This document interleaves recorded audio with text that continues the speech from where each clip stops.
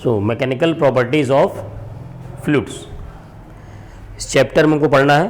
पिछला चैप्टर हम लोगों ने पढ़ा था मैकेनिकल प्रॉपर्टीज ऑफ सॉलिड्स, उनमें हम लोगों ने जो सॉलिड हैं उनकी प्रॉपर्टीज़ के बारे में जाना था। Elasticity, plasticity, elastic limit, ductility सब हमने पढ़ा था। तो इस चैप्टर में हमें जनरली फ्लूइड्स के बारे में पढ़ना है। तो फ्लूइड की प्रॉपर्टी क्या होती है? प्रॉपर्टी से ही उनकी पहचान होती है, उनकी आइडेंटिफिकेशन उनकी प्रॉपर्टी के बेस पर ही है। जैसे अक्सर कहते हैं कि फ्लूइड क्या है? ए fluid that can be flow, जो फ्लो हो सकता है वो फ्लूइड कहलाता है ना। ये डेफिनेशन है, लेकिन ये एक जनरल डेफिनेशन है। अगर साइंटिफिक डेफिनेशन दी जाए तो वो डेफिनेशन होता है कि जिसमें जो कि शियर स्ट्रेस पर विथस्टैंड न कर सके, वो होता है फ्लूइड। शियर स्ट्रेस क्या था? शियर स्ट्रेस मैंने आपको बताया था कि कोई एक ऑब्जेक्ट है और आपने क्या किया, इसके बॉटम को फिक्स कर दिया, यहां पर फोर्स लगाया F, तो ये क्या किया, यहां पर ये शियर हो गया, आगे चला गया। तो उसमें क्या होता है, इसे कहते हैं shear stress, force upon area. तो फ्लूइड में क्या होता है कि जब हम उस पर उसमें कोई शियर स्ट्रेस होता ही नहीं। स्ट्रेस तो तब होना जब वो अपोज करेगा, तो वो तो अपोज ही नहीं करेगा। फ्लूइड क्या करेगा, फोर्स लगाएंगे, फ्लो कर जाएगा। तो ऐसा मटेरियल जो कि शियर स्ट्रेस पर विथस्टैंड ही ना करे, वो कहलाता है फ्लूइड। अब जब ये प्रॉपर्टी इसके अंदर है तो एक और प्रॉपर्टी आनी चाहिए, यानी कि मॉडुलस ऑफ रिजिडिटी उसके अंदर 0 होगा, जब क्योंकि शियर स्ट्रेस उसमें 0 है, विथस्टैंड नहीं कर पा रहा। अब यहां से एक बात और आई कि क्वेश्चन बनेगा कैसे। इससे क्वेश्चन बनते हैं अक्सर ये कि इसमें प्रॉपर्टी वो जो है मटेरियल गिवन होगा, सॉलिड, लिक्विड, गैस, और इस तरीके से उसमें होगा कि किसमें जो है मॉडुलस ऑफ रिजिडिटी की वैल्यू 0 होती है, तो आपको फ्लूइड पर टिक करना है। अब एक बात और, फ्लूइड में भी दो चीजें आती हैं, एक होता है लिक्विड और दूसरा होता है गैसियस फॉर्म में। ये दोनों फ्लूइड में हैं। इन दोनों में क्या डिफरेंस होगा? एक्चुअल में दोनों की प्रॉपर्टी है कि दोनों को किसी भी बर्तन में डाला जाए, स्पेस में डाला जाए, तो वो क्या करते हैं, उसके पूरे स्पेस को ऑक्युपाई करने की कैपेसिटी रखते हैं, यानी पूरे के पूरे स्पेस को फिल करना चाहते हैं, भर देना चाहते हैं। ये दोनों में जो है प्रॉपर्टी पाई जाती है। लेकिन ये क्या होता है, ये इनकंप्रेसिबल होता है। आइडियली देखा जाए तो ये क्या होता है, लिक्विड, ये इनकंप्रेसिबल होते हैं और ये कंप्रेसिबल होते हैं। ये डिफरेंस है लिक्विड और गैसेस में। बाकी प्रॉपर्टीज क्या होती है, इसके बिहाफ पर देखा जाए तो दोनों की प्रॉपर्टीज सेम होती है, चाहे वो मॉडुलस ऑफ रिजिडिटी की बात की जाए, चाहे वो शियर स्ट्रेस डेवलप्ड होने की बात की जाए, चाहे वो फ्लो होने की प्रॉपर्टीज देखा जाए। तो ये तीनों प्रॉपर्टीज दोनों में सेम होती है, लेकिन ये प्रॉपर्टी इनको क्या करती है, यहां पर से डिफर कर देती है, अलग कर देती है।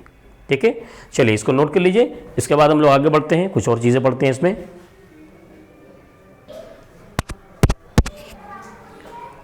सो next topic is Pascal's law.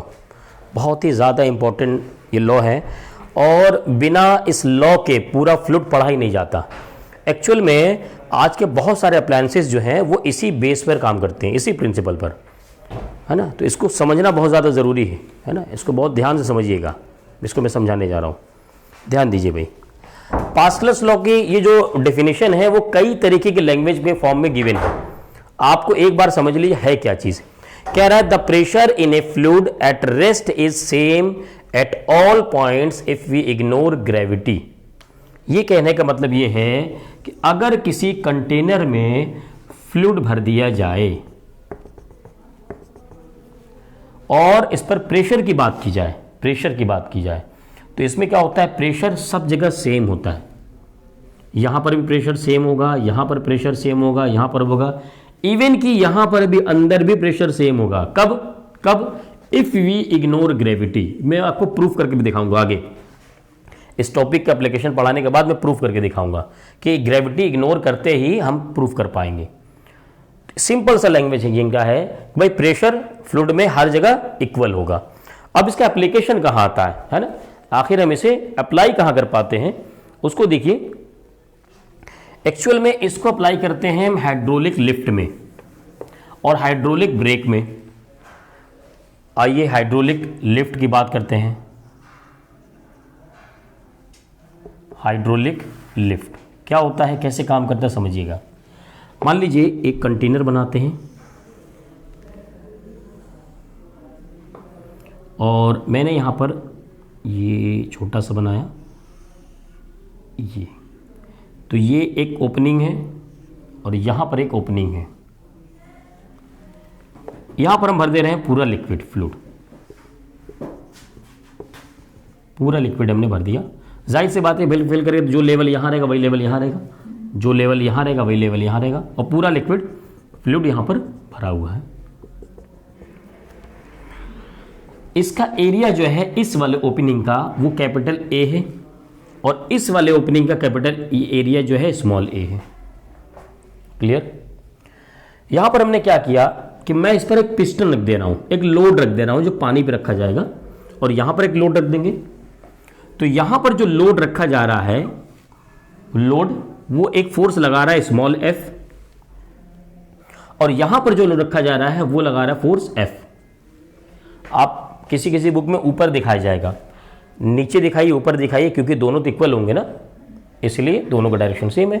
मैं लोड की बात कर दे रहा हूं सीधे। तो अगर पास्कल लॉ लगाया जाए तो पास्कल लॉ कहता क्या है, कहता कि हर जगह एवरी पॉइंट पर प्रेशर सेम होगा। तो यहां का प्रेशर सेम कर दीजिए। कैसे होगा, यहां का प्रेशर क्या होगा, मैं इसे P1 कहता हूं, इसे P2 कह देता हूं, small F upon A, capital F upon capital A. ये इन्होंने कहा, मैंने उसे अप्लाई कर दिया। इसका बेनिफिट क्या है, लगेगा कहां, देखिए समझिएगा। मैं यहां पर लगाना चाह रहा हूं कैपिटल एफ की वैल्यू क्या होगी, क्या ये क्रॉस इधर चला जाएगा, तो ये होगा ए अपॉन स्मॉल ए इंटू एफ। ठीक है। अब एक बात बताओ, मैं कहूं कि अगर मैं 3 में 1.4 से मल्टीप्लाई करूं तो आंसर जो आएगा वो 3 से ज़्यादा आएगा या 3 से कम, ज़्यादा आएगा। और मैं यहाँ पर अगर 1 से कम से मल्टीप्लाई करूँ यानी 0.8 से मल्टीप्लाई करूँ तो वैल्यू आंसर 3 से कम आएगा या ज़्यादा, कम आएगा, कम आएगा। 1 से कम मल्टीप्लाई करने पर वैल्यू कम होती है और 1 से ज़्यादा मल्टीप्लाई करने पर वैल्यू ज़्यादा होती है। आप कभी ट्राई करके देखिएगा। अब देखिए बात यहाँ समझिए, कैपिटल ए की वैल्यू ज़्यादा है, स्मॉल ए की वैल्यू कम है, capital A is greater than small A. Clear. क्या capital A small A is greater than 1 होगा, होगा। कैपिटल ए एरिया ज़्यादा है, स्मॉल ए एरिया कम है, तो इनका रेशियो क्या होगा, ग्रेटर देन 1 होगा। क्या यहाँ से कैपिटल एफ की वैल्यू स्मॉल एफ से ज़्यादा आएगी, जो मैंने भी आपको समझाया।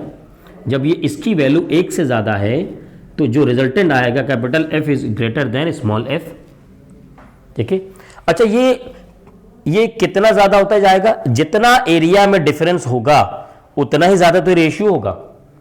मान लीजिए ये कैपिटल एफ जो है, कैपिटल ए 5 है और ये 1 है, तो रेशियो कितना आएगा 5, तो 5 गुना हो जाएगा।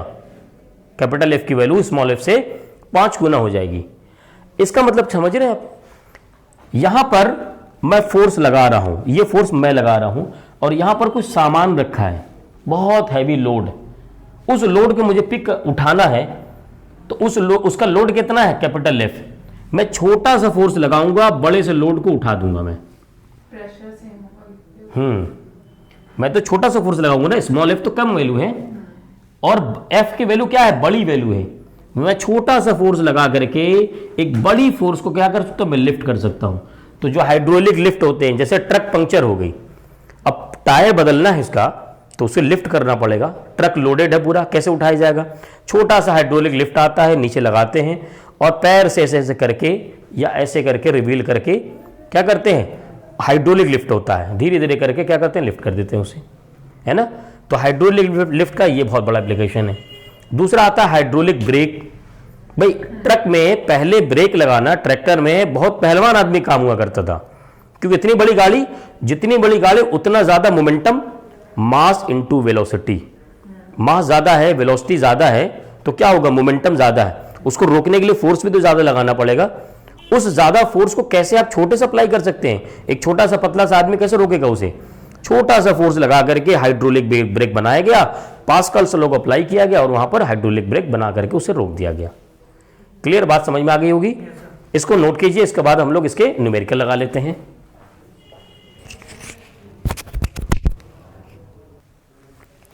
तो पास्कल्स लॉ पे ही एक न्यूमेरिकल देखते हैं हम लोग। In a car lift compressed air exerts a force F1 on a small piston having a radius of 5 centimetre. तो कोई फोर्स F1 लगाया गया छोटे वाले पिस्टन पर जिसका रेडियस है 5 सेंटीमीटर, यानी कि आपको जो R1 गिवन है वो 5 सेंटीमीटर गिवन है। Then this pressure is transmitted to a second piston of radius 15 centimeter. किसी बड़े पिस्टन पर फ्लूइड के थ्रू ही उस प्रेशर को ट्रांसमिट कर दिया गया, तो उसका जो रेडियस है वह है 15 centimeter. If the mass of the car to be lifted, यानी हम जहां छोटे वाले पिस्टन से फोर्स लगा करके एक बड़े मास को यानी कार को लिफ्ट कर रहे हैं, उस कार का जो वेट है, मास है m, वह है 1350 kg। Then what is F1, यानी फोर्स हम कितना लगा रहे हैं। देखो ये सिस्टम कैसा है वो समझिएगा। सिस्टम कुछ ऐसा है कि ये हमने ये लगा दिया और यहाँ से, और यहाँ पर जो पिस्टन लगा हुआ है इस पर क्या है, वो एक कार है। ये कार है, इसको लिफ्ट करना है आपको। तो आप यहाँ से फोर्स लगाएंगे F1 और यहाँ से फोर्स क्या लगेगा F2। तो प्रेशर दोनों की जगह इक्वल करेंगे तो P1 is equal to P2 होगा। यहाँ होगा F1 अपॉन एरिया A1 और F2 अपॉन एरिया A2। ठीक है, F1 आप अप्लाई कर रहे हैं, पता करना है। ये एरिया A1 उधर चला जाएगा तो यहाँ हो जाएगा F1 is equal to F2 A2 by A1। देखिए F2 कितना वेट होगा, ये तो मास है ना, उसका वेट ही क्या बनेगा, उसका फोर्स बन गया। तो यहाँ पर हो जाएगा mg और ये हो जाएगा pi R2 square upon pi R1 square. Pi से पाई कैंसिल, वैल्यू रख देते हैं। m है 1350 g की वैल्यू, और R2 यहाँ पर R2 है 15 सेंटीमीटर, मीटर में बदलेंगे तो ये हो जाएगा 0.15 का स्क्वायर अपॉन R1 की वैल्यू 5 सेंटीमीटर यानी 0.05 का स्क्वायर। इसको सॉल्व करेंगे, ये आंसर आ जाएगा सीधे सीधे, एग्जैक्ट यही आंसर आएगा 1.5 इंटू 10⁻³ न्यूटन। गलती क्या होती है, जैसे अभी सुमित ने गलती की कि इसको सेंटीमीटर को मीटर में कन्वर्ट नहीं किया, ये गलतियाँ होती हैं। दूसरा स्क्वायर भूल जाते हैं यहाँ पर लिखना, तो ये गलतियाँ मत कीजिए। यहाँ पर F1 की वैल्यू आ गई, ये F1 वो है जो आपने फोर्स यहाँ पर लगाया इस कार को लिफ्ट करने के लिए। अब ये कह रहा है कि what is the pressure necessary to accomplish this task. आपने जो फोर्स लगाया वो तो ठीक है, आपने प्रेशर कितना लगाया, तो इसका मतलब क्या करना है भाई, आपको प्रेशर उसी का निकाल देना है F1 बाई A1। F1 आप फाइंड कर चुके हैं 1.5 इंटू 10⁻³ और A1 क्या होगा पाई R1 स्क्वायर यानी 3.14 इंटू 0.05 का स्क्वायर। यहाँ से प्रेशर P1 आ जाएगा, एग्जैक्ट यही वैल्यू आएगी। सॉल्व करिएगा आप लोग, 10⁻5 न्यूटन पर मीटर स्क्वायर, या इसे हम पास्कल कहते हैं। ठीक है, ये लिख देते हैं, पास्कल कह देते हैं इसको। 1 newton per meter square is equal to 1 pascal होता है। ठीक है, चलिए नोट कर लीजिए इसको।